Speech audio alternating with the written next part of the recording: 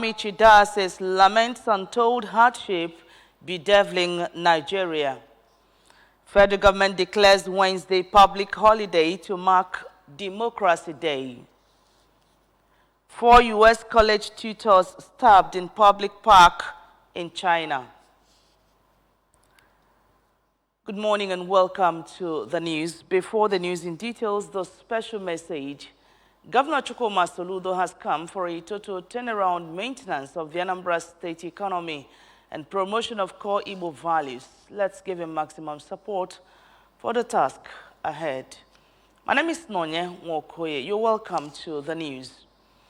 Now, Anambra State Governor Professor Chukwuma Soludo has assented to the Anambra State Electoral Law 2024, a law to re-establish the Anambra State Independent Electoral Commission, ANSIEC, whose staff have remained redundant for many years. Governor Soludo signed the law at the Governor's Lodge, Amobia, flanked by the Deputy Governor, Dr. Onyekachiku Ibezim, Speaker of the State House of Assembly, Right Honorable Somtochukwu Udeze, Deputy Speaker, Honorable Chukwuma Okoye, among others. A Government House correspondent, Ejike Abana, now completes the story.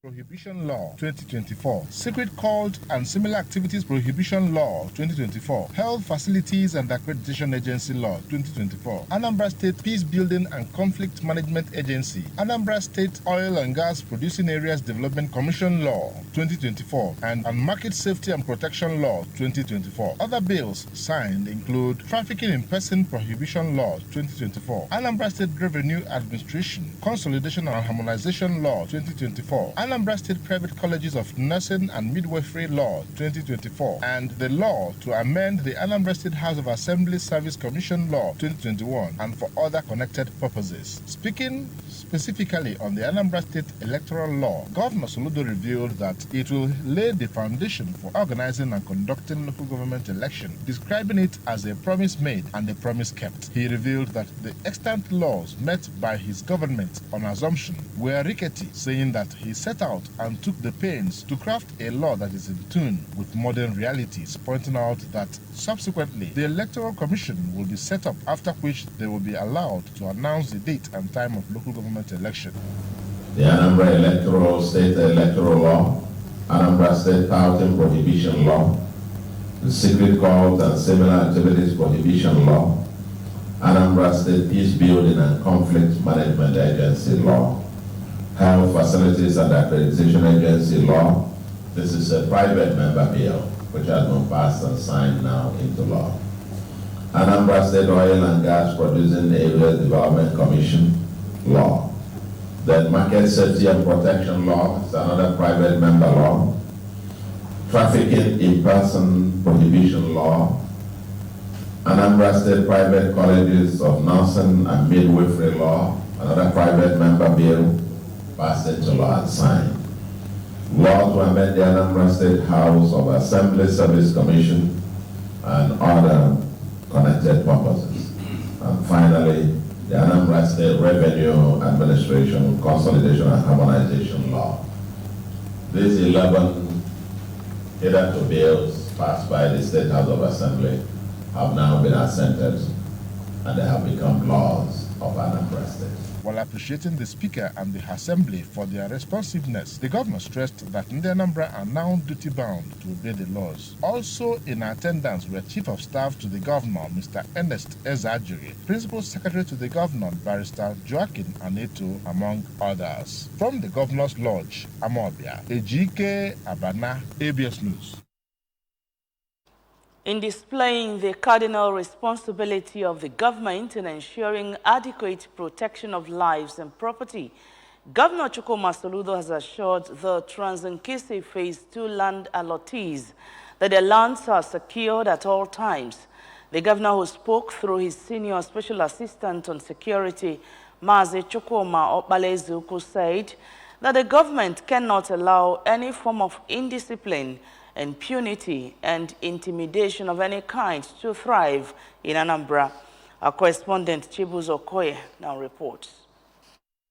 Lotis Mazi Okpelezu, who said that they visited the plots for an on-the-spot assessment following series of petitions written by the Lotis that their lands have been taken by land grabbers who stationed armed men in the said layout, and that most of them who tried to develop their properties were beaten and their properties demolished. Mazi Okpelezu, who said that the government of Professor Soludo can never allow injustice and indiscipline to thrive in the state, assured them that government will look into the matter with a view to addressing it, promising them that everybody who have a genuine land in the said estate will regain his or her property from the land grabbers soonest, as government has the master plan of the area. I've come for an on-the-spot assessment, so we have a first-hand report and information of what is happening here, and then give adequate report to the government on the way forward. The chairman of the layout, Chief Ejika Anona, noted that government allocated the place to them since 1978 and that they always pay all the levies due for the place to the government, regretting that for the past 4 years they never stepped into the layout as hoodlums have chased them away, demolished their properties and stationed armed men who terrorized them in the layout. Chief Anona, who thanked Governor Soludo for coming to their aid, appealed to him to help them to reclaim their lands from those who wanted to kill them and take over their properties. The problem under hoodlums batalaba by the developer and government level tibendo na lolo ayol ife because here why next na for example haburu caterpillar where demolish your buildings hope to see beacons 18 years the government 18 years back in the 70s established here their own beacon. Some of the allottees in the layout, Barrister Paulinus Okane, Sir Christian Okeke, and Tochku Obi, said that their properties had been demolished and the layout defaced by those who torment their lives daily, calling on the governor to come to their rescue. At the layout, ABS observed there were a lot of challenges here. Really, many people have developed their land and it was demolished. And we have been going about it, even to police and everything, even through our association. But nothing is coming out. So we decided to make petitions to government, which they answered us today. That most properties in the area have been demolished and the same plot resold to another individual by the land grabbers, going against all the government's approved plans for the layout. An illegal sand and concrete mining site were equally seen in the area, causing artificial erosion that may start swallowing buildings in the vicinity. Some armed hoodlums that were stationed in the layout by the land grabbers scampered away, a confirmation that they were illegally brought to the area. From Onitsha, this is Chibuzo Okoye for ABS News. The the Bishop of the Anglican Diocese of Amici, Right Reverend Ephraim Ikako, has called on the federal government to take urgent and proactive measures to alleviate the hardship that Nigerians are passing through. Bishop Ikako made the call while delivering his presidential charge to the first session of the 6th Synod of the Diocese of Amici. Our correspondent Njideka Okoye now reports. Synod held at Emmanuel Anglican Church Ekulummili in the Nnewi South local government area had in attendance over 35 bishops, the clergy, the synod delegates, and the president of the women ministry of the diocese, Dem Nkem Ikako, among others. In his church, Bishop Ikako, who noted that Nigeria is one of the countries in the world that God blessed with so much human and material resources, regretted that the greatest problem of the country is leadership, and that after 64 years of existence as an independent nation, Nigeria cannot have functional refineries, steady power supply with over 300% hike in electricity tariff, and explained that the hardship and strangulating pains that the removal of fuel subsidy without institutional cushioning plan and platforms has become unbearable to Nigerians. He maintained that what Nigerians need urgently is poverty and hunger, eradication of insecurity, banditry, and terrorism, effective, affordable, and accessible health care, functional, purpose-driven, and well-equipped education system, among others. On Anambra State, Bishop Ikeako commended Governor Chukwuma Soludo for the various road projects he has embarked upon, including the Ekulobia flyover project, which he said would be a great game changer in the movement of vehicles, people, and goods, and other development projects across the state, and urged the governor to raise the bar of security in places like Ukpo, Ukulu, Axis, Oga Amesi, Umuchukwu, Umunze Road, and the Oka capital. Speaking on the theme of the synod, idolatry, curses, consequences, and cure, Bishop Ikeako noted that the choice of the theme is born out of the undeniable upsurge in paganism, idolatry, and ritualism in the society in general and among church members in particular. The church and her leadership is very bold and courageous to teach church members the true doctrine of Christianity. Darkness is choking light in our generation. Commenting, the Archbishop Province of the Niger and Bishop of Oka Diocese, Most Reverend Alexander Ibezim, commended Bishop Ikeako for his achievements in the diocese and stressed the need for the church to give more attention to soul winning for Christ. On his part, the Bishop Diocese of Niger West, Right Reverend Johnson Ekwe, noted that the theme of the synod is apt, considering the rate idolatry is spreading, especially among youth, urging people to go back to God in genuine repentance. Others who spoke at the synod were the president of the Council of Laity of the Diocese, Honorable Kingsley Iruba, and the president of the Council of Knights, Anglican Diocese of Oka, Sir Emma Ezenwaji, who said that the theme is more relevant now that people are relaxing back to idolatry. Highlights of the event were the handover of key to a 5-bedroom bungalow built by the diocese and a generator by them Nkem Ikeako to one of the priests of the diocese, Reverend Peter Ezejiako, who was amputated in the course of his service. Presentation of 1 million naira each to 5 priests of the diocese by Bishop Ikeako for housing scheme support, among others. From Emmanuel Anglican Church, Ekulummili, Njideka Okoye, ABS News.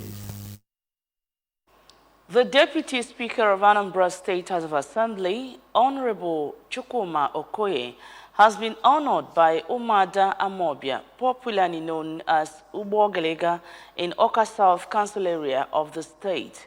The event, which was held at Amobia Town Hall Field, was attended by dignitaries from across the state and beyond, including past and present members of the House of Assembly, top government functionaries, and captains of industries. Correspondent Chibuzo Bidike filed this report.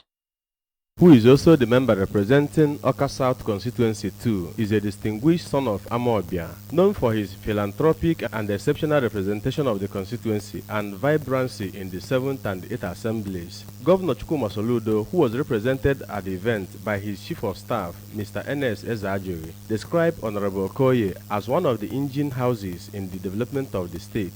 The leader of Umuada Amobia, Mrs. Ekene Nwanna, who spoke through Mrs. Ngozi Obiajolo, said that the event was organized by the women to welcome, appreciate, and encourage their son for all the dividends of democracy he has attracted to the community and across all the communities in the constituency. Mrs. Nwanna said this was the reason they gathered to shower him with prayers and blessings so that he will continue to succeed and progress in all his endeavors.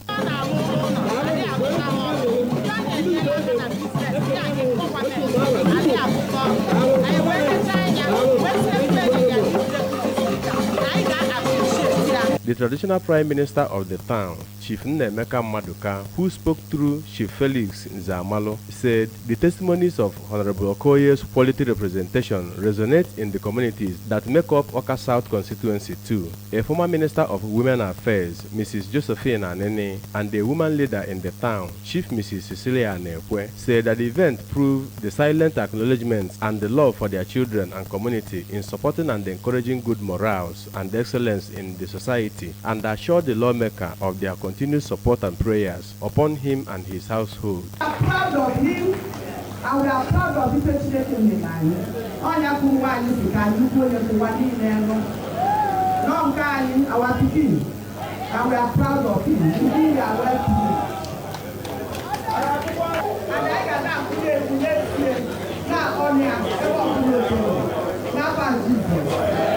Responding, Honorable Okoye expressed gratitude to Umuada Amorbia and his community for their unwavering support and pledged to continue serving the state with dedication and excellence. He called for unity of purpose in the town, urging them to stop escalating internal politics so as to move the town forward. One thing I have to say is that it pays to do good. You have to show that, yes, people elected you to represent them, you have the mandate of the people. And it's your duty to go back to the people and say, yes, thank you for electing me. I always say to myself that I'm in this race to create an impact. I've been doing this since 2014, doing charity work, helping the people, helping the poor as much as I can. Mr. Emeka Okajiegbe has been elected the new president of Aba Ghana Welfare Union Youth Wing with 70 votes, beating his closest rival, Mr. Uchenna Umadi, who got 26 votes. The election, which was conducted at the National Secretariat Aba Ghana Welfare Union, Njikoka Council area, and under the supervision of Anambra State Association of Town Union, ASATU, saw the emergence of new youth leadership after 8 years of division and vacuum. The rest of the report is taken from here. Members of the newly elected executive are Mr. Uche Okeke, first vice president, Mr. Onyeka Okafor, second vice president, Mr. Eme Amande, secretary, Mr. Moses Chiemelie, assistant secretary, while the financial secretary is Mr. Emmanuel Ogwejiofo. The treasurer is Mr. Mark Anthony Ofole. Mr. John Ikechukwu is the public relations officer 1. Mr. Augustine Okechukwu is the public relations officer 2. And provost 1 is Mr. Onyeka Nwokolo. Others are Mr. Daniel Nwazojie, provost 2. Welfare secretary 1 is Mr. Chidubem Ngananga, while welfare secretary 2 is Mr. Elias Okonkwo. All were declared winners in accordance with the stipulated guidelines by the Electoral Committee Chairman, Honorable Ikenna Anisi, and were officially sworn in by Chairman, Caretaker Committee, Comrade Samuel Wankwo. The Electoral Committee, in collaboration with the Aba Ghana Welfare Union parent body, put in place a conducive environment to ensure a free, fair, and transparent electoral process. Earlier, the President General of Aba Ghana Welfare Union, Engineer Ben Okongu, noted that the parent body was on ground to ensure that the process was successful in accordance with the directive of the Anambra State government and wished all the candidates a peaceful outing, noting that the interest of the entire community is paramount. In his remarks, the state ASATU president, Youth Wing, Comrade Ken Okoli, commended the excellent job done by the Aba Ghana Electoral Committee, expressing his satisfaction with the process, even as he urged other communities to emulate such free, fair, and transparent electoral process. The Secretary, Caretaker Committee, Honorable Nnamdi Anierobi, on behalf of the committee, congratulated the new executive members and urged them to hold and cherish in high esteem the mandate of our Aba Ghana youth, as well as take the association to the next level. Responding, the new president, Comrade Okajiegbe, promised to operate an all-inclusive leadership for the interests of our Aba Ghana youths, Aba Ghana community, and Anambra State, even as he thanks Governor Chukwu Soludo for believing in the youth structure of ASATU. Today has been declared as public holiday by the federal government of Nigeria. That's the June 12th. The Minister of Interior, Olubomi Tunji-Ojo, in a statement by the Permanent Secretary of the Ministry, Dr. Aishetu Ndeyako, congratulated Nigerians on the celebration. The statement, the minister urged Nigerians to reflect on the efforts of the founding fathers and ensure that Nigeria remains a united, secured, peaceful, and indivisible entity. He urged Nigerians to remain steadfast on the tenets of democratic governance. Tunji-Ojo added that President Bola Tinubu is committed to positive reforms to revive the nation's economy and enhance security. The minister also called on Nigerians and friends of Nigeria to appreciate the progress that has been made and look forward to a better future of Nigeria's democracy. Congratulations to Nigeria. Now, an attack in China have arrested... Police in China have arrested a 55-year-old man after 4 U.S. university tutors were stabbed by an assailant at a public park in a rare attack on foreigners. The Iowa Cornell College instructors are in hospital after a serious incident during a daytime visit to the park in the northern province of Jilin. Iowa representatives Adam Zabner said his brother David was one of the 4 instructors injured in the incident, which he described as a stabbing. China's foreign ministry said that none of the injured are in a life-threatening condition. Police said an assailant with the surname Q clashed with one of the Americans and then stabbed the person and went on to injure 3 other U.S. visitors and a Chinese tourist who tried to come to their rescue. Mr. Zabner said the group of instructors had been visiting a local temple when they were attacked by a man with a knife, saying that his brother had been stabbed in the arm at Beishan Park in Jilin City and was recovering in hospital. Spokesperson Lin Jian said that police believe the attack was a random incident, but an investigation is ongoing. On sports news, the Nigeria Premier Football League has cracked down on Enyimba International FC, imposing a series of hefty sanctions following the club's conduct during the match day 35 fixture against Rangers International Football Club held at the Nnamdi Azikiwe Stadium in Enugu. In a letter to Enyimba dated June 10 and signed by the NPFL Chief Operating Officer Davidson Owumi, the league outlined multiple breaches of its rules committed by Enyimba during the ill-fated encounter.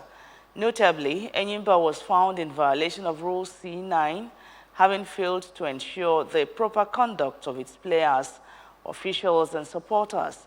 The club was also cited for breaching Rule B623, disrupting the transmission of a live broadcast with the game still goalless at its time.